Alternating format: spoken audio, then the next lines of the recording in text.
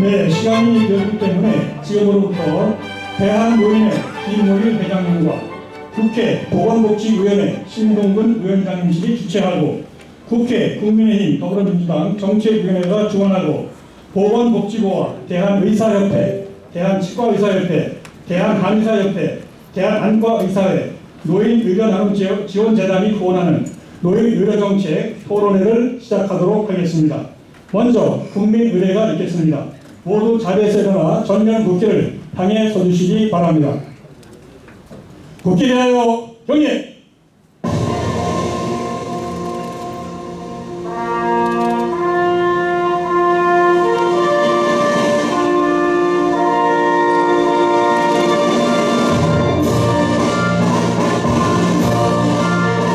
나는 자랑스러운 태극기 앞에 자유롭고 정의로운 대한민국의 무궁한 영광을 위하여 충성을 다할 것을 굳게 다짐합니다.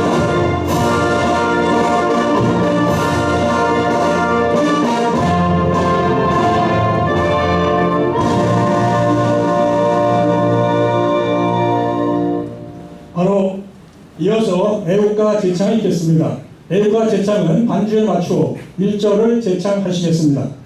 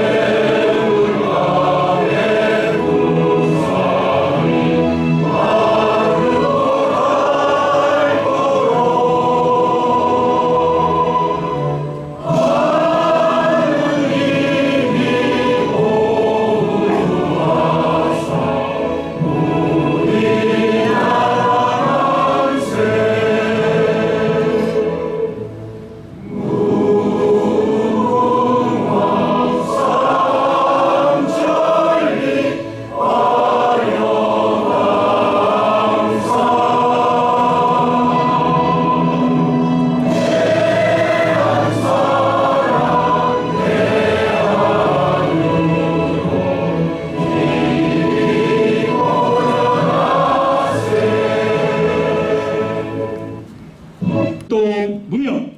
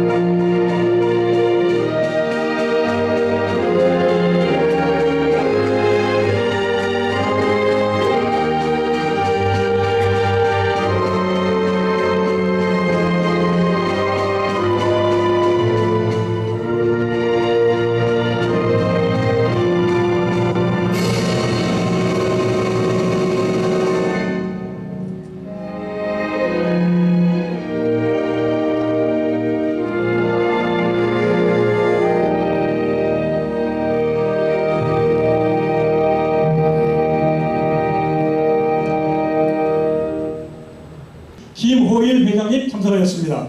칭찬 박수로 환영해 주시기 바랍니다. 오늘 토론회를 축하해 주시고 좋은 내용들을 정책에 반영하시고자 바쁘신 와중에 참석해 주신 보건복지부 김영준 인구정책실장님 소개해 드리겠습니다. 오늘 토론회를 공동 주최하시고 국회 보건복지위원회 위원장으로 헌신봉사하시는 신동근 위원장님 참석하셨습니다. 칭찬 박수 부탁드립니다. 그 외에 협회장님께서는 참석을 못하시고 한의사협회 우리 홍주 회장님 참석하셨습니다. 칭찬 박수 부탁드립니다.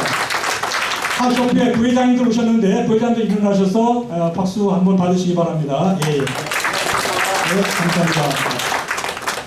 초고령 사회 대비 노인의료 정책 이대로 좋은가라는 주제로 아마 토론회를 개최하는데 오늘 같이 공동 토론회를 주최해 주신 우리 김호일 회장님, 평소에도 어르신들의 복지와 또 권익 신장을 위해서 노력하시는데 박수 한번 쳐주시죠.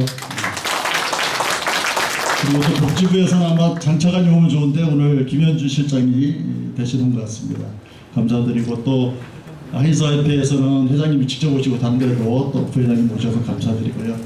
아마 오늘 정책 토론은 아마 25년부터 우리가 이제 초고령 사회가 되는데 그렇게 되면 이제 어르신들의 건강 문제 또 복지 문제가 바로 대한민국의 건강과 복지를 자원자에게 생각할 수 있고요. 또 저도 이제 벌써 안구가 질환도 생기고 여러 가지 나이가 들면 아무래도 만성질환부터 여러 가지 건강하고 행복한 노후 생활을 위해 우리 모두의 지혜를 모아야 할 때라고 생각합니다.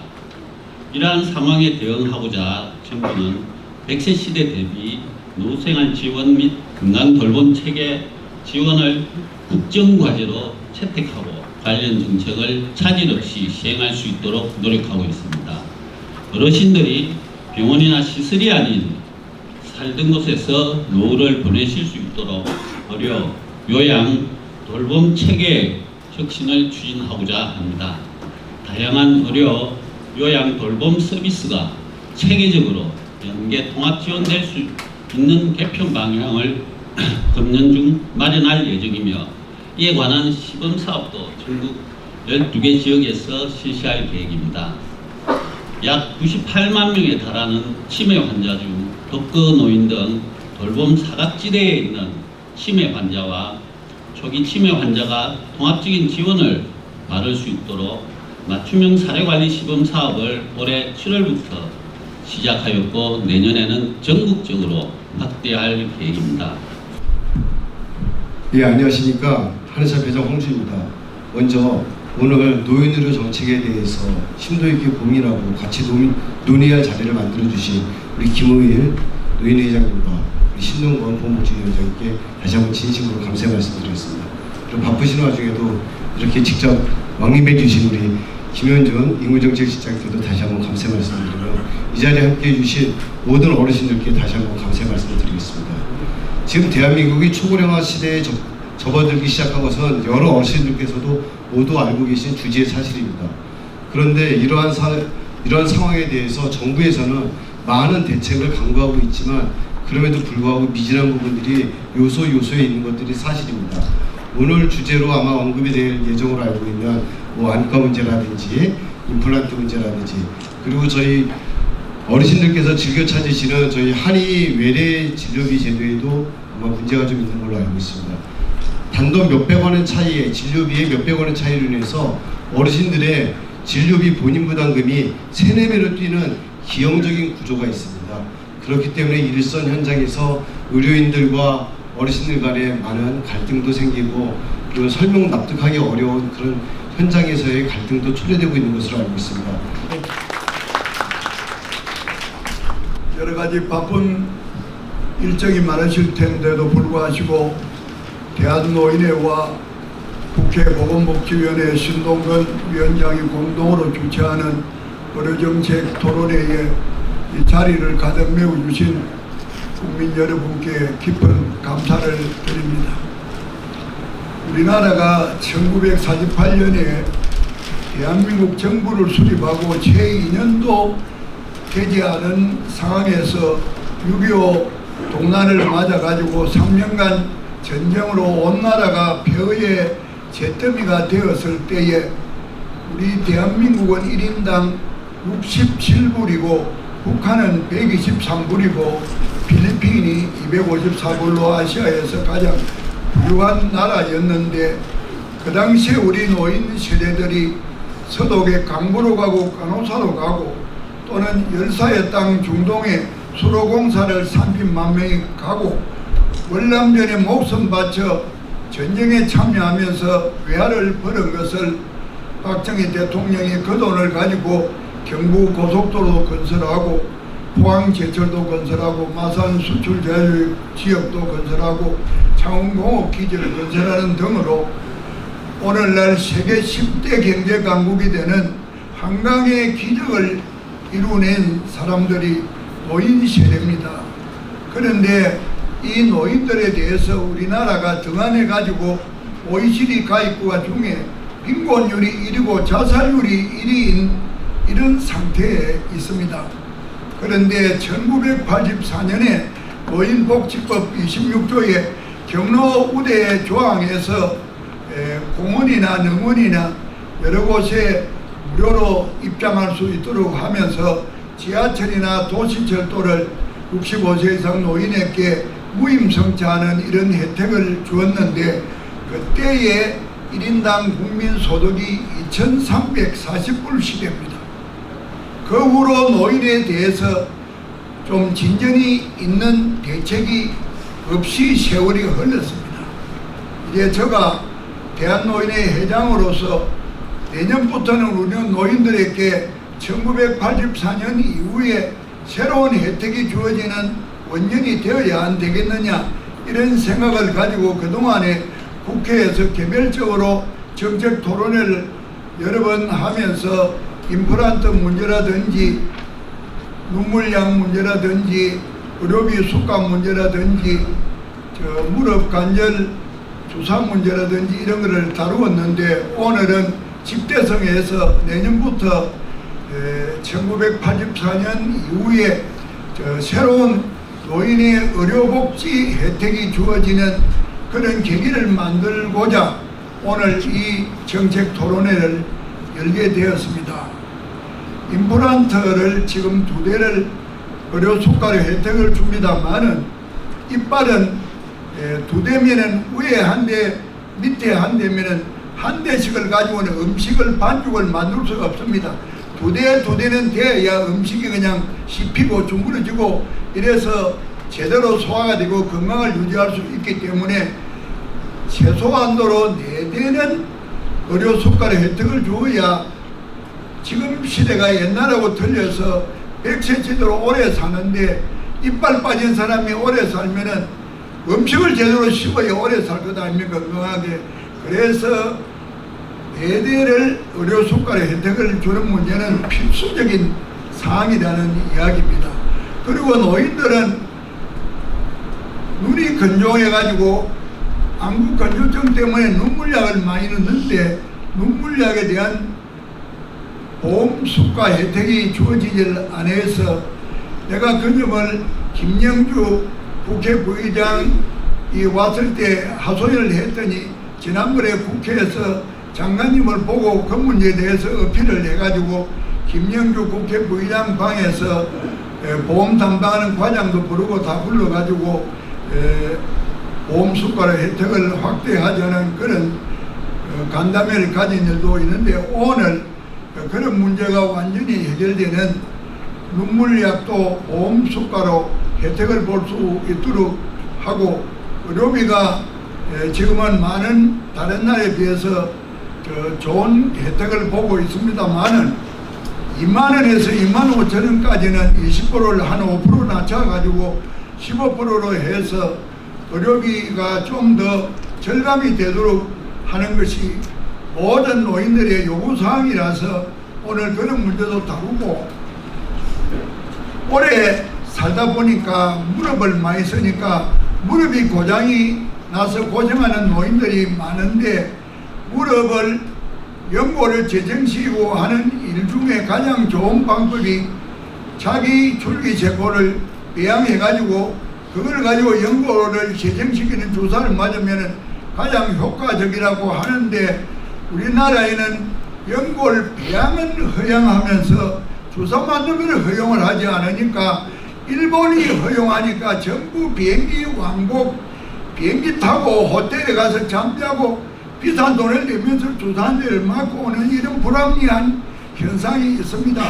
그래서 우리 보건복지부 당국에서는 줄기세포 배양을 한 그거를 우리나라 직접 주사를 맞아가지고 위안을 낭비하지 않고 우리 노인들이 건강하게 걸음을 걸어서 건강한 삶을 누릴 수 있도록 배려를 해 주시기를 간절히 바라고 이런 여러 가지가 집대성되어져서 내년부터는 의료에 대한 혜택으로 1984년에 노인한테 경로 우대의 혜택이 주어진 다음에 새로운 하나의 노인의 혜택이 주어지는 원년이 되기를 간절히 바라서 오늘 이 행사를 개최합니다. 이번 정기국회 이후에 새로운 국회가 내년 4월에 선거가 되어서 하기 때문에 이번 국회에서 그러면 게 마무리가 안 되면 이번 국회가 우리 노인을 위하여 업적을 남길 수가 없는 마지막 단계입니다.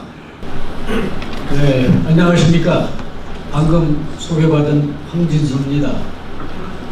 오늘 주제가 초고령 사회 대비 노인 의료 정책 이대로 괜찮은가? 그런데 논리학에서 이대로 괜찮은가? 라고 하는 말은 부정적 의문입니다. 저는 의사가 아닙니다. 또 의학자도 아닙니다. 복지정책을 연구하는 한 사람의 학자입니다. 따라서 우리나라의 의료정책에 대한 서비스가 과연 지금 잘 되고 있는가?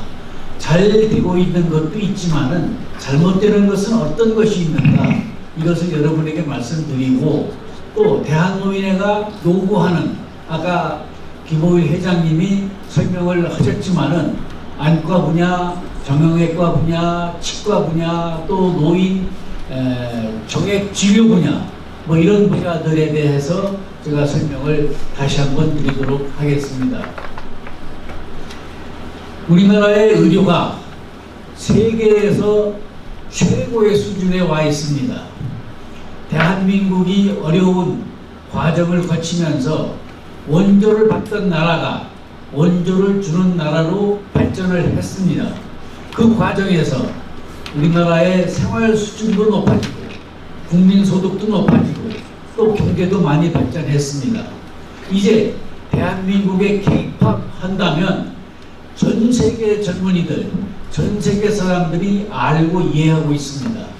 그와 함께 K컬처, 대한민국의 컬처, 문화, 그리고 대한민국의 푸드, 음식, 대한민국의 관광, 대한민국의 과학기술, 이런 것들도 세계의 톱 클래스를 달리고 있습니다.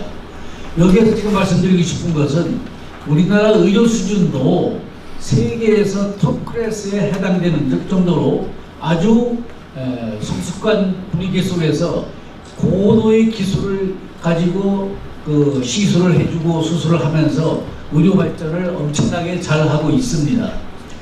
그렇게 잘하고 있는 대한민국의 의료 발전 서비스가 이제는 세계화되어 있지만은 그래도 달리는 말에도 채찍질을 한다는 심정으로 몇 가지의 잘못된 부분, 또 몇 가지의 시정할 부분을 제가 간단하게 말씀드리고 이것을 어떻게 했으면 좋겠는가를 토론자들하고 같이 논의해 보도록 하겠습니다. 첫째, 우리나라의 의료 서비스 분야는 질병에 대한 비대칭성이 있습니다. 여러분이 가지고 계신 책에 43페이지 보시면은 이 내용이 간단하게 나와 있습니다. 질병에 대하여 의사는 진단을 내립니다. 따라서 의사는 환자보다 더 많은 정보를 가지고 있습니다. 따라서 정보를 가지고 환자한테 제공을 하는데 그 정보의 효율성이 상당히 환자 중심이 아니라 의사 중심으로 되어 있어서 정보의 비대칭성이 있다라는 말씀입니다.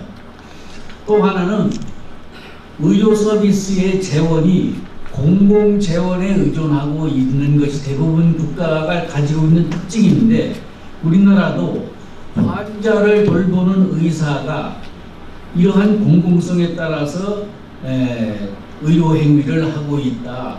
따라서 의료 비용에 대해서도 영향력을 가질 수 있고 재원도 공적 재원에 의존하고 있는 것이 일반적인 현상이다. 또 의료 서비스 영역의 문제점이라면 첫째, 우리나라는 진입에 대한 규제가 강합니다. 예를 들면 의사들은 여기 의사분들도 여기 계시지만은 자기의 이해관계에 따라서 단체 행동을 한다라든가 또 이해관계에 따라서 여러 가지 그 작용을 하기 때문에 어쩔 수 없이 국민이 끌려가는 그런 경우가 있지 않겠느냐. 지금 의과대학의 정설 정원 문제만 하더라도 의사협회하고 일반 국민들하고 정치권하고도 대립이 되어 있는 것이 바로 이런 것이 아니겠는가라는 생각이 듭니다. 또다시 예를 든다면 영리법인을 허락을 하는 것이 국민적인 생각이 있다면, 또 정치적인 면이 있다면, 의료인들은 경제적인 특실관계 때문에 영리법인을 반대하고 있습니다. 또 관심도 가지고 있지만 상당히 저항적입니다. 또 품질에 대한 경쟁도 의료기관이 하나의 과학에 입각해서 품질에 대한 경쟁을 해야 되는데 이것도 그렇게 잘하고 있지 않은 것 같은 느낌이 듭니다.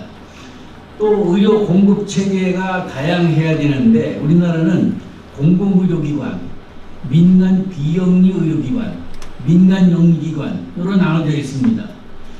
예를 든다면 북유럽의 유럽 국가들은, 국가인 영국이나 카나다, 스칸디나비아 이런 나라들은 공공의료기관 형태를 취하고 있고, 미국은 민간 비영리기관이 많고 약간의 영리병원이 존재하고 있습니다.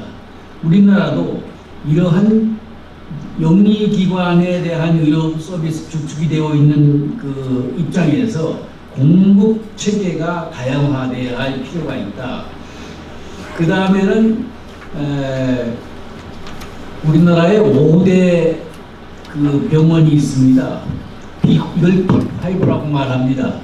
이 빅5가 전체 의료 그 환자의 70%를 그 진료를 하고 있습니다. 그러니까 서울에 있는 큰 병원에 입원하기 위해서 근처에 호텔이나 여관에 와서 대기하는 사람이 있을 정도이고, 지방의 의료기관은 상당히 폐허가 되는 그야말로 아주 열악한 환경에 처해 있고, 하다 보니까 이런 것들도 의료 서비스의 경쟁 차원에서 좀 더 조정이 돼야 될 필요가 있지 않느냐라고 생각합니다. 대한민국은 전 국민의 행복을 향유하기 위해서 노인 의료 서비스 산업을 만족할 만한 수준으로 발전하고 전 세계 의료 서비스를 선도하는 국가가 되어야 됩니다. 의료인들은 히포크라테스 선서에 입각해서 그야말로 환자를 내 자식처럼, 내 가족처럼 아끼고 내가 생각하는 최선의 기술을, 최선의 그 정성을 다해서 진료를 다 해준다면 노인들의 그 여러 가지 진료에 대한 그 미흡함도 여기서 해소되지 않겠는가, 이런 생각이 듭니다. 제 강의는 이것으로 마치도록 하겠습니다. 감사합니다.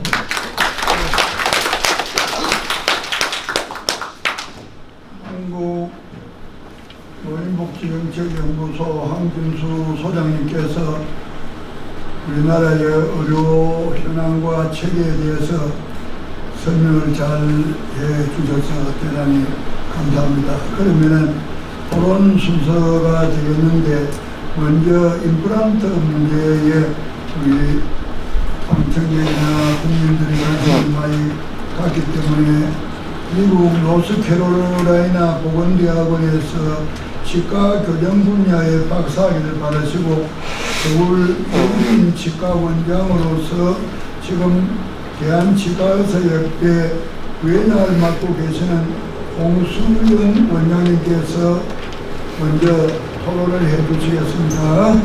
자, 사람은 최소한 20개 정도의 치아가 있어야 먹고 살 수 있습니다. 그 중에 가장 큰 역할을 하는 것은 맨 끝에 제1대구치, 제2대구치라고 하는 커다란 어금니 8개입니다. 그래서 우리가 치아가 28개를 하느님이 만들어 주신 거는 다 그만한 이유가 있는 거고, 그리고 최소한 24개 정도는 있어야 정상적인 저작이 가능하고 20개는 있어야 그냥 생존이 가능합니다. 가까운 이웃나라 일본에서는 이미 1992년대 30년 전이죠. 30년 전에 8020 운동이라는 걸 했어요. 80세에 20개의 치아를 남길 수 있도록 우리가 열심히 구강 건강을 관리하자, 이런 거죠. 자, 우리나라의 경우를 한번 볼까요? 이게 왜 안 넘어가죠? 네. 자, 우리나라 어르신들의 잔존 치아 수는 70세를 기준으로 16개입니다. 자, 16개 남아있으면 식사 못하시겠죠? 네. 최소한 20개 있어야 된다고 말씀드렸습니다. 자, 20개 이상 자연치를 갖고 계시는 70세 이상 어르신들은 지금 절반밖에 안 되세요. 49%의 어르신만 20개 이상의 치아를 가지고 계시고 평균 16개 치아를 가지고 계신 걸로 되어 있습니다. 자, 한국 임플란트가 건강보험이 되는 나라는 스웨덴하고 한국 두 나라인데요. 스웨덴은 1980년대에서부터 6개의 임플란트를 보장하고 있고, 우리나라는 아시다시피 박근혜 정부 때 2개의 임플란트를 시작했는데 여태까지 본인 부담률을 조금씩 낮췄지만 개수의 증가는 없습니다. 아까 우리 김원 회장님께서 너무 잘 말씀하셨는데 2개 가지면 왼쪽에 한쪽에 위아래로 2개이거나 아니면 그걸로는 한쪽으로밖에 식사를 못하잖아요. 그죠? 네. 그래서 최소한 4개는 되어야지 정상적인 식생활이 가능하시기 때문에 저희 대한치과의사협회에서는 어르신 임플란트를 4개로 확대하는 걸 필수적인 대국민 그리고 어르신들을 위한 사업으로 생각하고 있습니다. 감사합니다. 네. 그래서 씹기 불편하신 분들이 절반이 넘으시는데 또 한 가지는 지금 임플란트가 건강보험 적용이 되는 경우는 치아가 하나라도 있을 때예요. 그런데 나이가 들어서 치아가 하나도 없어요. 그러면 틀니 써야 되잖아요. 틀니도 물론 건강보험 적용이 됩니다만, 자, 자기가 씹는 능력이 100이라고 하면 부분 틀니는 30 정도 되고 완전 틀니는 10밖에 안 됩니다. 임플란트는 130 정도 됩니다. 그래서 틀니를 하신다고 해도 치아가 하나도 없으면 틀니를 해도 10%밖에 못 씹는 거예요. 그런데 부분 틀니를 하면 30% 정도 씹을 수 있잖아요. 근데 임플란트를 아래에 2개, 위에 2개 해서 4개를 해가지고 거기다가 틀니를 걸잖아요. 그러면 70% 정도의 효율을 가지고 씹을 수 있습니다. 즉, 가난한 사람들일수록 혹은 영양 상태가 나쁜 분들일수록 연세가 들었을수록 치아가 하나도 없는 분들이 많으시잖아요. 즉, 하나도 치아 없는 무치약이라고 부릅니다. 무치약 환자에게 임플란트를 반드시 허용해야 된다라는 것을 저희 대한치과의사협회는 강력하게 제안 드리는 바입니다. 임플란트 4개 그리고 무치약에 대한 임플란트 확대, 이상입니다.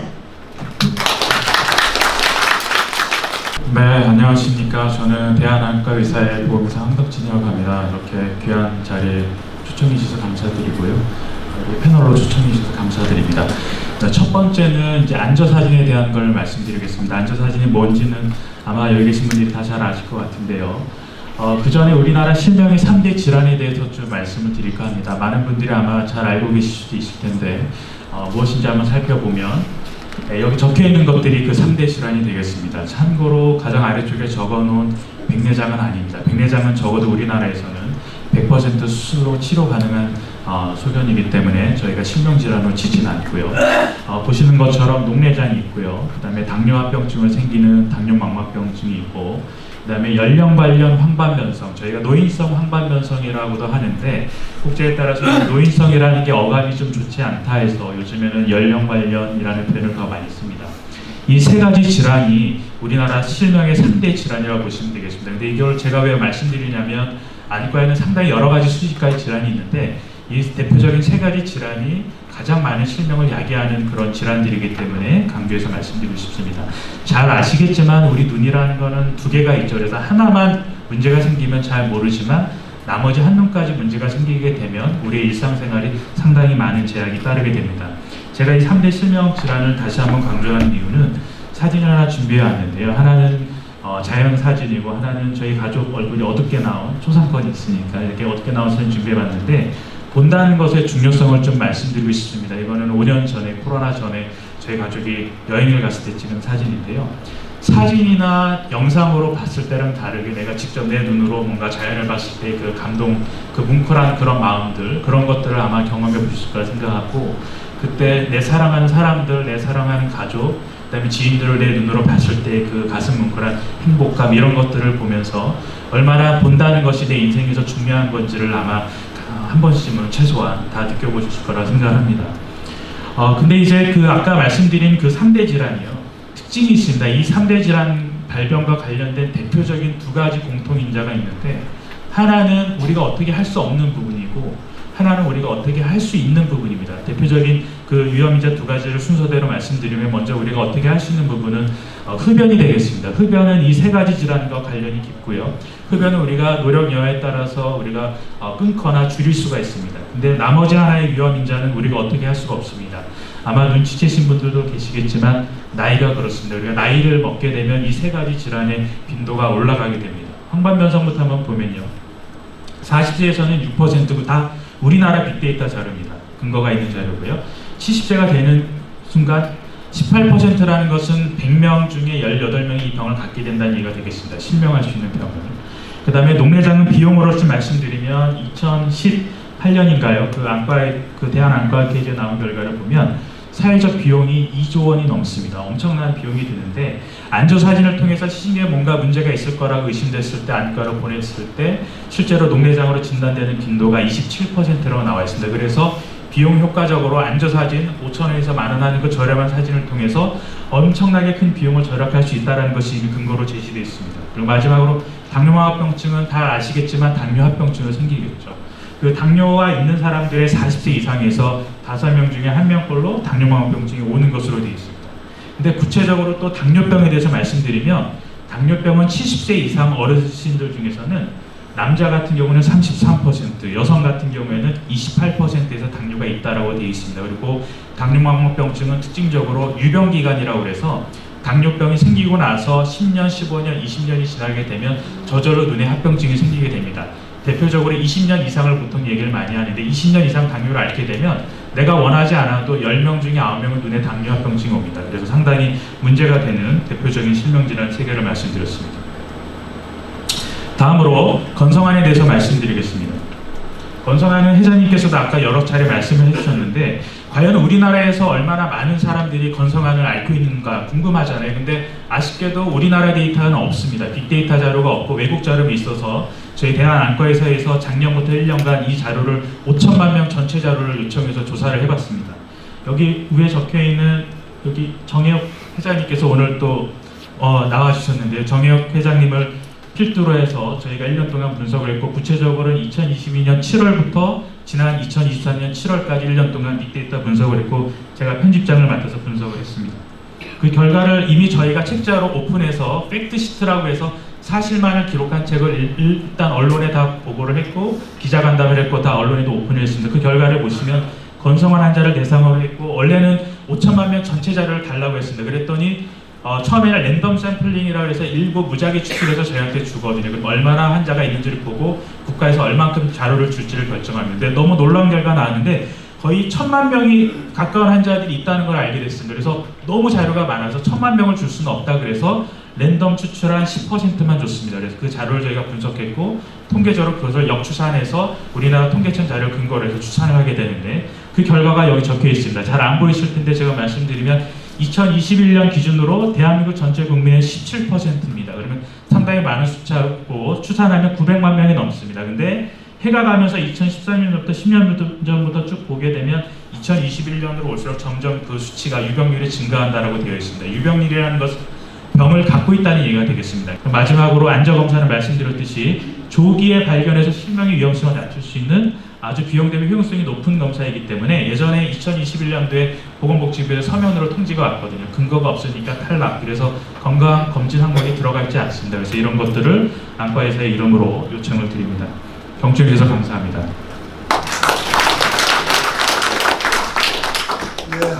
다음은 의료비에 대한 문제를 오늘 한의학 박사이시고 서초 아이누리 한의원 대표원장이신 대한한의사협회 황만기 부회장님께서 토론을 해 주시겠습니다.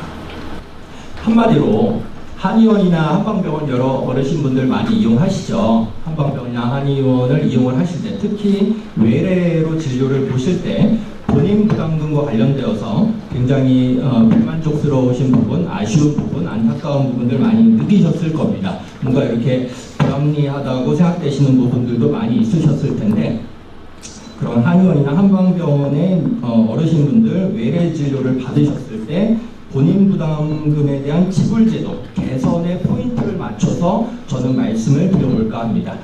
우선 세 방향으로 말씀을 드릴 건데 현재의 상황이 어떻다, 현실 파악에 대해서 먼저 말씀을 드릴 것이고요. 두 번째는 여기에서 제기되어지는 문제점, 해결해야 되는 부분, 이 부분에 대해서 지적을 해서 말씀을 드릴 것이고 마지막으로 저희 대한한의사협회가 어르신들을 위해서 이러이러한 정책적 대안들을 준비해 놓고 있다. 이러이러한 정책적 대안들을 먼저 그 1페이지 상단에 보시면 다 알고 계시고 또 뉴스 보도를 통해서도 많이 나와 있는 얘기입니다. 이 통계청의 장래 인구 추계에 따르면 우리나라는 2025년도가 되면 고령 인구 수가 20%를 드디어 초과를 하게 됩니다. 그래 20.3%로 예측되어지고 있고 초고령 사회에 이제 진입할 것이다. 그리고 2040년도가 되면 34.3%, 그리고 2070년이 되면 무려 46.4%를 넘어설 것으로 전망되어지고 있는 그런 상황입니다. 굉장히 심각한 국가적 문제이고 사회적 문제가 될 수가 있겠죠. 고령인구 증가와 함께 기대 수명이 계속 또 증가를 하고 있는데 기대 수명은 2020년도 현재 83.5세입니다. 그리고 근데 이제 거기에 비해서 건강 수명이라고 하는 부분은 66.3세입니다. 이 부분이 좀 포인트라고도 말씀을 드릴 수가 있을 것 같은데요.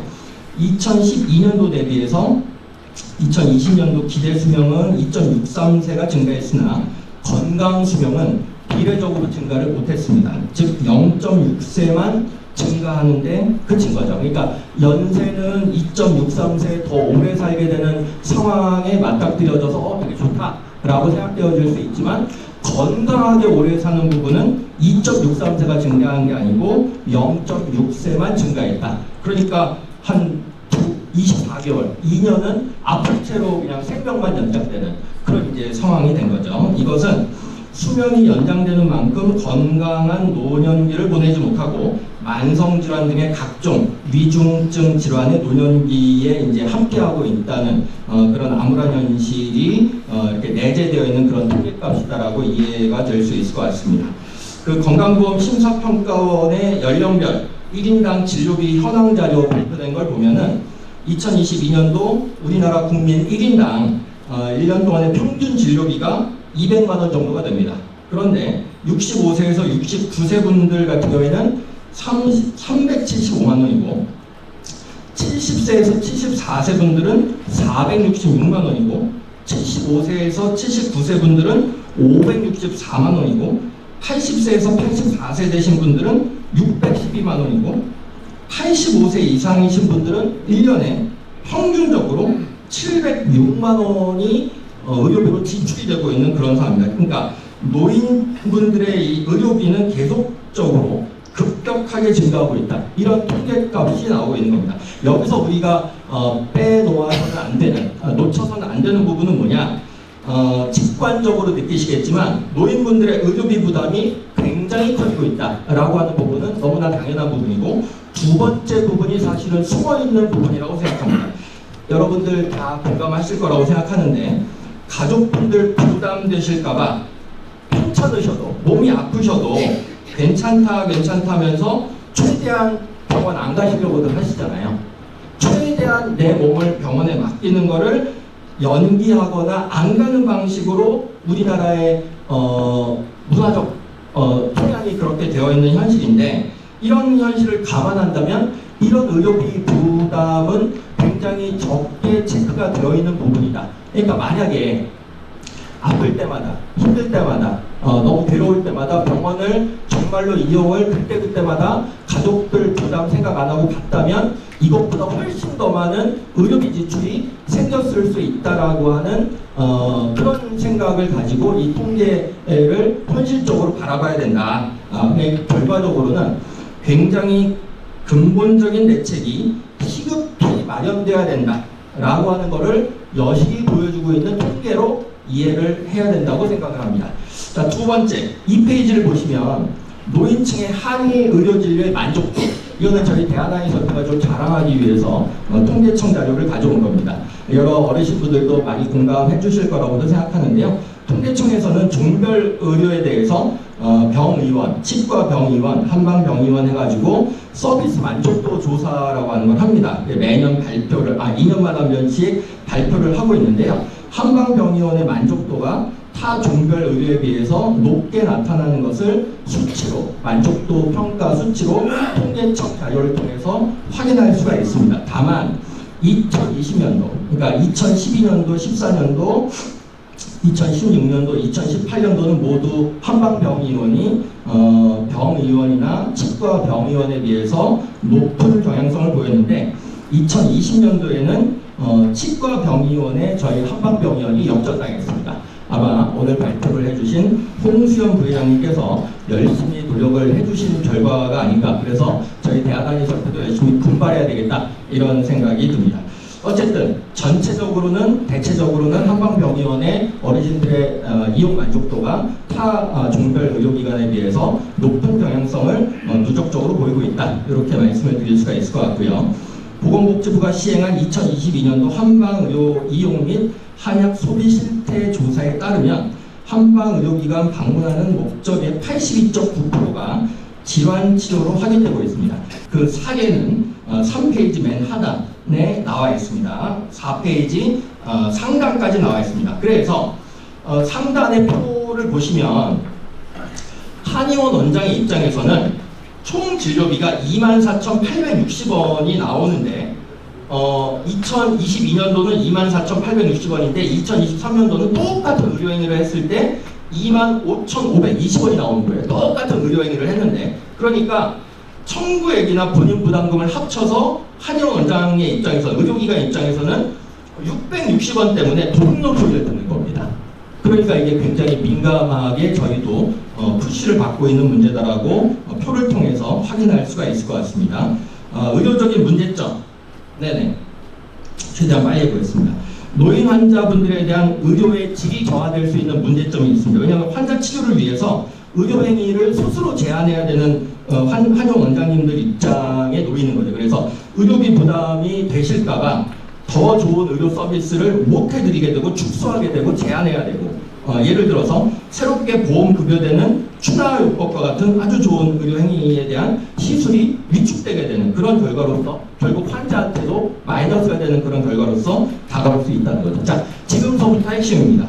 저희 대한한의협회는 이런 이제 현실 인식을 하고 있고 이런 문제점을 파악을 하고 있기 때문에 다음과 같은 세 가지 정책적 대안을 보건복지부 당국에 그리고 국회에 많이 이제 건의를 하고 있는 것이 있는데, 첫 번째 안, 두 번째 안, 세 번째 안이 있습니다. 근데 현실적으로 저희 대한한의협회 입장에서는 첫 번째 안을 가장 강하게 주장을 하게 됩니다.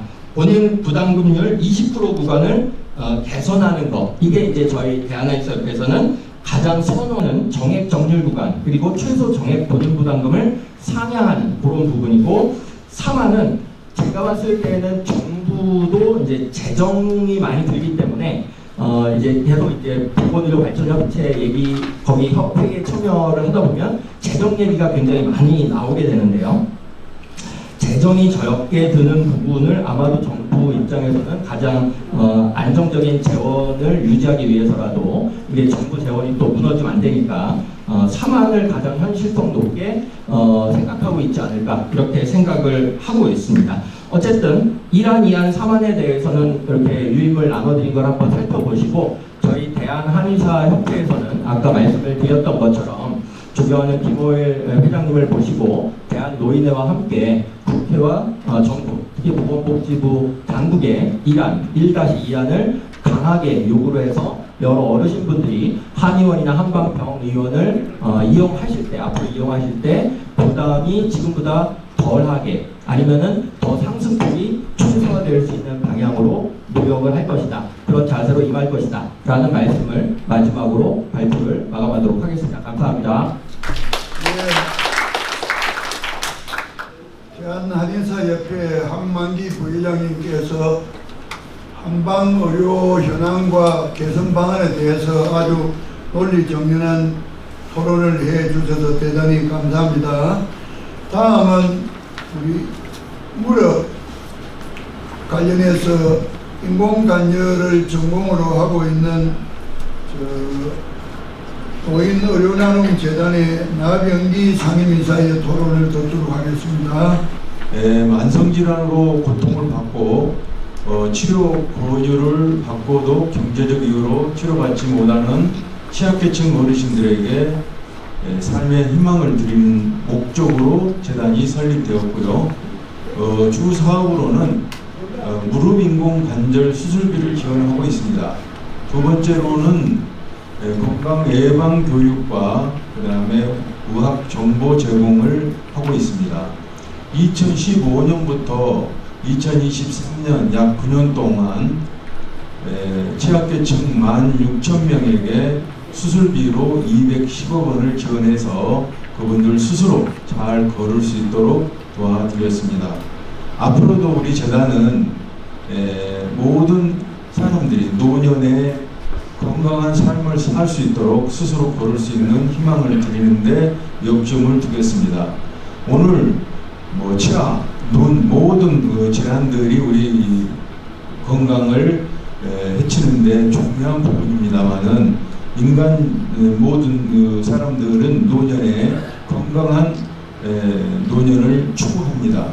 그래서 저희가 어떻게 하면 건강한 노년을 잘 할 수 있도록 하는지 지금 잠깐 제가 제안을 드리면 재단을 운영하면서 제가 갖고 있는 가치관은 이제는 각각의 협회, 지금 우리 전제 발제하신 협회의 주 임원들이 하셨는데 저희 재단도 한 가지 사업을 추진하고 있지만 서로 협업을 제안하고자 합니다. 협업을 하여서 노인성 질환, 노인의료 정책 제안을 각각을 하는 것도 중요하지만 서로 협업을 한다면 훨씬 더 시너지 효과를 낼 수 있다고 생각합니다.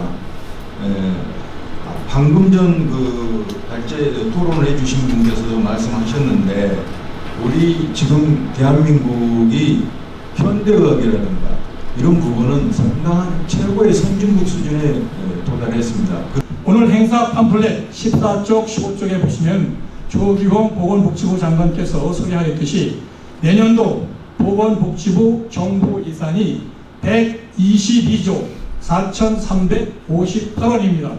122조 4,358억 원인데 내년도 국가 예산이 얼마냐 하면은 제가 인터넷을 보니까 656조 9천억 원입니다. 656조 9천억 원에 122조가 복지 예산입니다. 윤석열 대통령께서도 노인의 행사 기념사를 통해서 노인 복지가 곧 국민 복지이고 노인 행복이 곧 국민 행복이다 이렇게 말씀을 하셨습니다. 노인 인구는 갈수록 늘고 있습니다.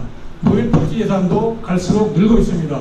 그렇기 때문에 오늘 제시된 임플란트 2개에서 4개 그리고 인공눈물 보험 수표 급여가 이것은 지속적으로 적용이 되는데 거기에 대한 사용량을 제한하는 쪽으로 논의를 하고 있는 것으로 알고 있습니다.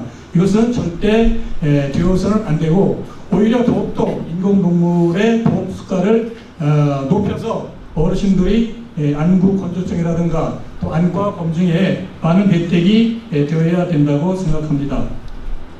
또한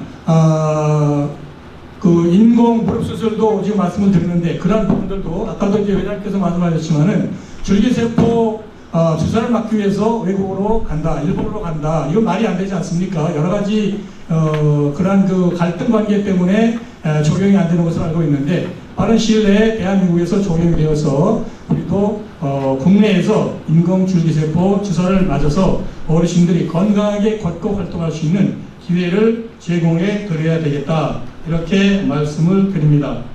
또 지금 이제 의사협회에서도 2만 원에서 2만 5천 원의 보험 의료비 진료비를 20%에서 15% 이렇게 이제 5%를 낮추려고 하는데 그것도 빠른 시일 내에 예를 들어서 개인 병원이나 또 지방의원급 병원에서 우리가 진료를 받았을 때 진료비가 2만 원 나왔다 하면은 20%만 2인사 4천 원인데 5%를 하향 적용하면은 15% 3천 원을 내는 그런 제도가 되겠습니다. 알기 쉽게 말씀드리면. 그래서 인공눈물이라든가 치과라든가 안과라든가 무릎수술 이것이 우리 대한노인회가 이번 행사를 주최하고 또 국회 정치위원회 양당의 위원장이 주관했습니다. 그리고 보건복지부에서도 장관님이 바쁘셔서 못 오시고 시장님이 오셨습니다. 이 행사를 이렇게 준비할 수가 없습니다.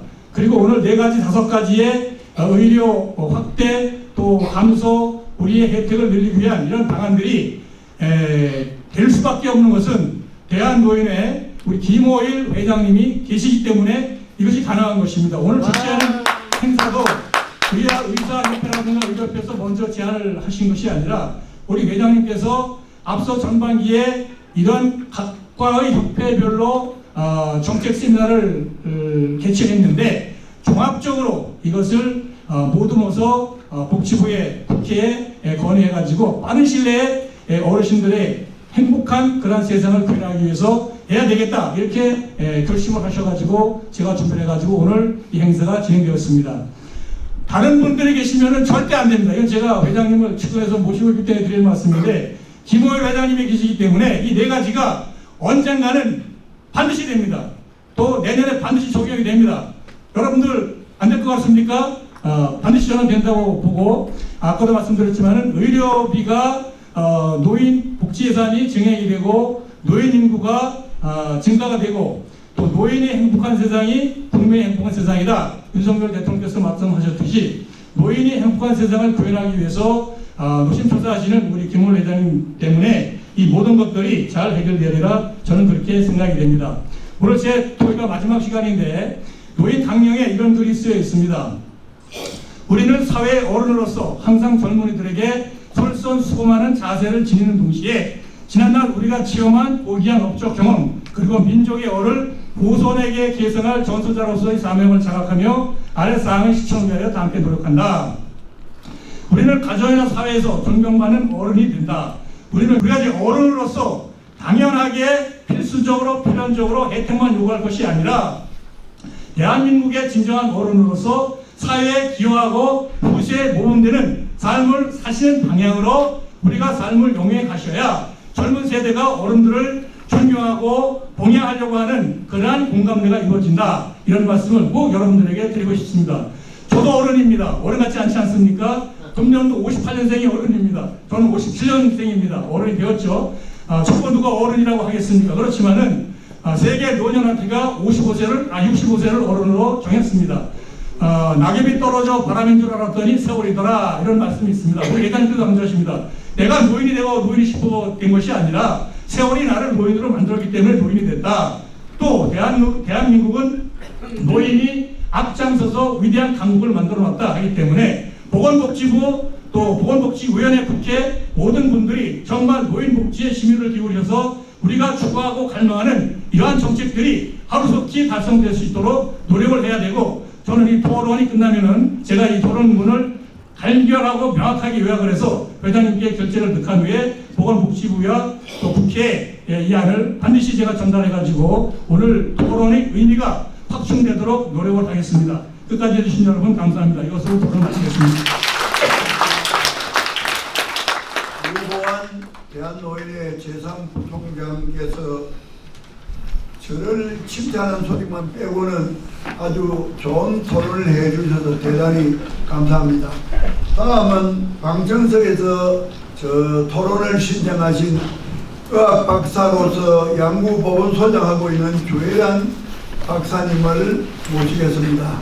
오늘처럼 이렇게 제가 신나는 날이 없었던 것 같아요. 그래서 야 정말 역시 틀리구나 우리 대한노인회가 이렇게 발전된 것은 오늘 정말 우리 김호일 우리 회장님 정말 너무 신바람 나요. 그래서 내일 오늘 갔다 와서 내일 어떻게 되는지 결과 보고를 해달라고 그래요. 아침 10시에 또 만나기로 했습니다. 정말 제가 오늘 제가 정말 바란 거는 우리가 다 오늘 다 이렇게 해주신 것 같아요. 먼저 저는 천만 노인들을 위해 의료복지 토론을 개최해주신 우리 대한노인에 감사를 드리면서 일선보건소의 보건의료 현실에 대하여 간략하게 말씀드리겠습니다. 노인 질환은 대부분 현대의학으로 해결될 수 없는 질환이 많은 노인 환자들은 진료를 받지만 완전히 건강을 회복되지는 않은 상태로 살아가고 있습니다. 그래서 저희 양구에서는 생활 환경의 변화를 통한 노인 건강 프로젝트를 계획하고 있습니다. 당뇨와 고혈압 같은 완치되지 않으면서도 많은 진료비를 차지하는 대사증후군 질환을 예방하기 위하여 자연치유요법과 통합함으로써 노인들의 삶의 질도 향상하고 건강보험기금도 절약할 수 있는 방안을 모색하고 있습니다. 그동안 생활의 향상과 의료의 발달로 수명이 연장되어 노인 인구가 많아짐으로써 정부와 젊은 세대의 부담이 큰 것도 현실이지만 현재 우리나라 노인들의 경제 수준이 타 선진국에 비하여 낮은 상태이며 뿐만 아니라 우리나라 노인 세대를 특별히 고난의 시대를 살아오셨고 우리나라가 선진국가 대열에 진입할 수 있도록 헌신한 제2건국의 공로가 있는 세대라는 것을 많은 국민들이 인식하고 있는 만큼 당분간은 노인 의료 복지 혜택을 유전 발전시킬 필요가 있다고 생각합니다. 특히 직접 노인 어르신들께서 식사에 영향을 주는 임플란트 정말 이거는 삶의 질을 우리가 좌우하는 기동력을 돕는 또 좌우하는 것이고 또 기동력을 돕는 줄기세포 치료는 매우 현실적으로 필요한 시차라고 생각합니다. 앞으로 국가와 지방자치단체가 예방에 주력함으로써 예방 가능한 질환을 대체하여 건강보험기금을 절약하는 데 주력하면 가능하리라 생각합니다. 정말 너무 감사합니다. 오늘 우리가 토론해 주신 우리 교수님들 너무너무 감사합니다. 저도 오늘 와서 정말 많은 걸 배웠어요. 안구 건조증에도 4대 그것도 배웠고 치아도 그렇고 정말 우리 황정수 우리 박사님 너무 감사해요. 감사합니다. 열심히 하겠습니다. 마지막 개원을 안 하고 그런 열악한 보건소장을 하면서 국가에 헌신봉사한 그런 분입니다. 우리 조혜란 보건소장님에게 박수를 한번 올리겠습니다.